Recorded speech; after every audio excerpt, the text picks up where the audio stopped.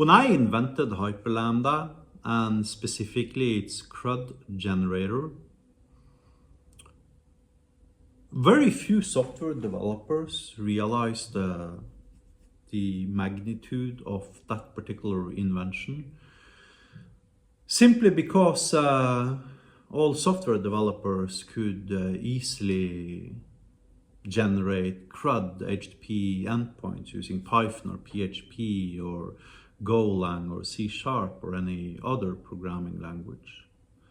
Now, of course, all of these were completely missing the point, which is that it's not about generating code, it's about taking existing code and transforming it into becoming something else. Which, of course, none of these guys could do using traditional programming languages such as C# and Golang and Python, etc.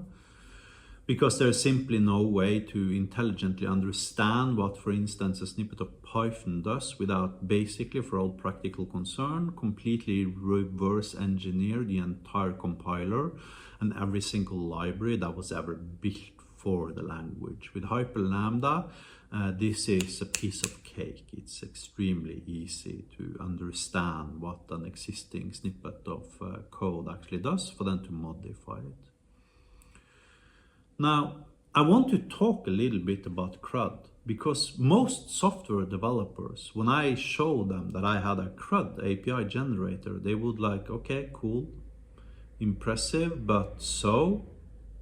I don't need CRUD. I'm not doing anything CRUD. We're doing Kubernetes. We're using ORMs. We're using HTTP web APIs. Well, I've got news for you. An HTTP web API consists of verbs: post, put, delete, and get. Post is create. Read is get. Update is put. And delete is delete. And the same is true for your ORM, which is fundamentally built as an abstraction on top of SQL, structured query language, which has, just like CRUD, it has insert into, it has select for read, it has update for update, and it has delete for delete. Even Kubernetes is entirely based upon CRUD, create, read, update, and delete axiom. If you look at the HTTP verb that Kubernetes internally exposes to allow for remotely automating parts of the operation, you will see that it's even documented in its documentation that Kubernetes is entirely built upon CRUD. Which actually means that if you solve CRUD, you solve computing, because everything in computing that is based upon, in particular, administration types of apps such as Salesforce and HubSpot and content management systems, etc., fundamentally is CRUD, period, end of debate. I don't care what you're working with. Unless you are working with microkernels or neural networks or stuff such as self-driving cars or something like that, you're doing CRUD. 85% of every single software developer on earth is doing CRUD with a little bit of business logic on top of it.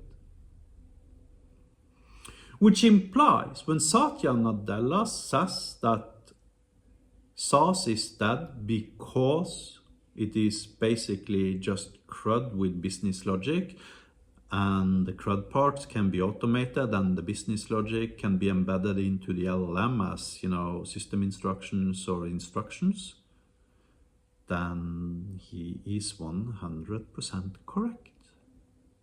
That means that there doesn't exist one single feature in Salesforce that I cannot in its entirety replace with a couple of seconds worth of coding with Hyperlambda.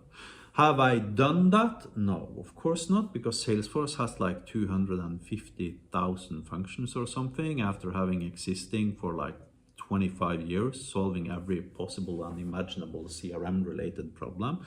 But if a guy comes to me with 100 use cases and an existing CRM database, then I can deliver an AI agent in probably a couple of days in total worth of prompt engineering and, coding. And he's got an AI agent that for all practical concerns is 100 times easier to use than Salesforce, solving the exact same problem by leveraging AI workflows and, AI agent types of technologies, etc. Now, to illustrate that point, let me show you a little bit around inside of Magic for a couple of minutes, such that you can appreciate that what I'm telling you now actually is correct. Here I have my cloudlet from my previous video. If you remember, me creating this AI agent wrapping my Chinook database. In this video, I'm going to do something similar. As you can see here, list all functions, etc., etc. Now, what I'm going to be doing in this video is I'm going to dive a little bit deeper into how this was actually tied together by creating it again. But this time I'm going to be showing you a little bit more of the internals of how the framework works. First thing I'm going to have to do, I'm going to have to go to users and roles and search for Thomas at imiro.io. Why? Because I want to add him to another role. Let's call this role. Let's do the enterprise role or the basic role. It doesn't matter which. I just want to be able to create a machine learning type that doesn't show up in the front end for anybody else but me here in the drop-down list. So now what I want to do, I want to go to machine learning. I want to create a new type here now. I want to call mine Thomas. Why? Because only I have access to it, and then I want to turn it into an AI agent. What's actually happening now is that the system instruction, which works similarly to a system message, which works similarly to a system instruction in GPT, actually contains, if you see further down here, it contains functions, right? A declaration of how the system can actually invoke functions by responding with JSON similarly to this. And here you can see a specific function invocation declaration, which happens to be how to search for functions. So the system has meta capabilities. If you ask it to do something and it doesn't know how to do it, it will actually try to search for a function that allows it to do whatever you're trying to do. Here you can see scrape URL. Okay, so this is the function invocation declaration for how to scrape a URL. And this is actually a file in Magic. So now if I go back here now to create, I go to HyperID, modules, Chinook here now, you will see that this is a physical file encapsulating functionality for this particular one. It happens to be how to read or something like that from the Chinook database. Right, and this is the function scope. Now, when I click the endpoint generator here now, and let me do this, but let me just create another base URL, and then let me change its authorization settings to professional enterprise on all 4 operations here.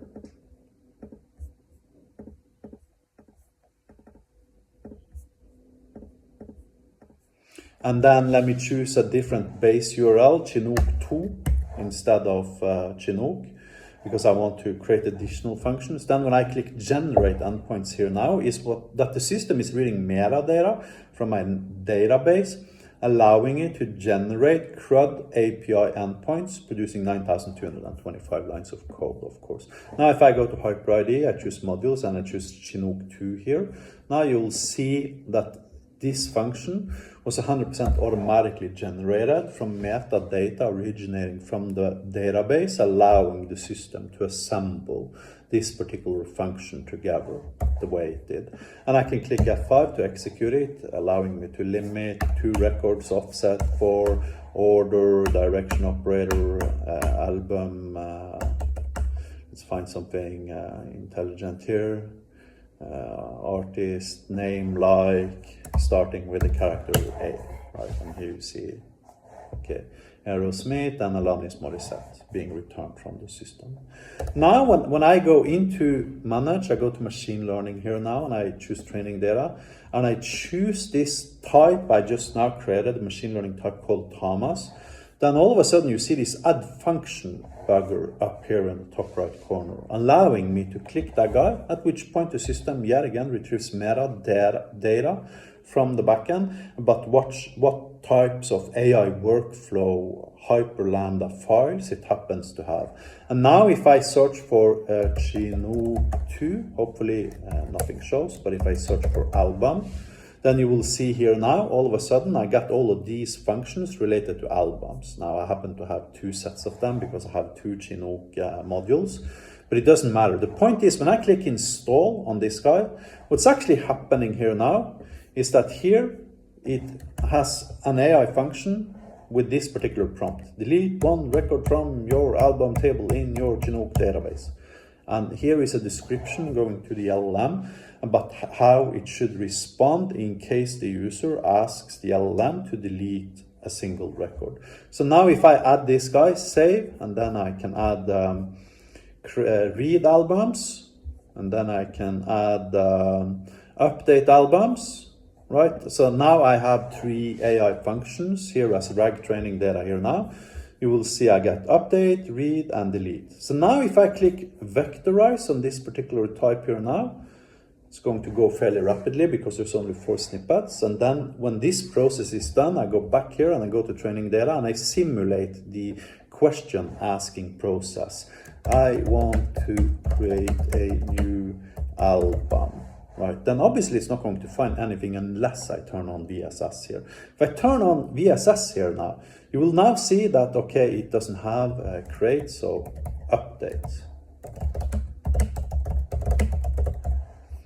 You will now see that the update training snippet here scores the highest. So this will be sent to OpenAI, providing an instruction for OpenAI, explaining to it what I want it to do in case the user asks to update one particular record. Let's try it out with the read items here now. By choosing this type, I need to refresh because I created a new type after I loaded a page. And I want it to read all albums. Read top 5 albums sorted by name descending. Make sure you only return albums that contains the character T. Right. So now what it does, it basically returns 5 albums, as you can see here, and all of these albums have the character T in their names, and it produces the artist name too, in addition. Now what happens here now, if we go into the history tab and we click on this particular training snippet, you will actually see that function invocation as it was occurring from the LLM's point of view. And as you can see here, this is the correct description according to my prompt, ending up in executing my Hyperlambda file with these particular parameters. And this just so happens to completely replace every single CRUD application you have ever needed in your entire life. And here's the big joke. Every single application you've ever created in your entire life is freaking CRUD. Implying I just solved software development, completely automating it. And I need to emphasize, not one single character in the resulting code was generated by AI, was exclusively based upon meta programming.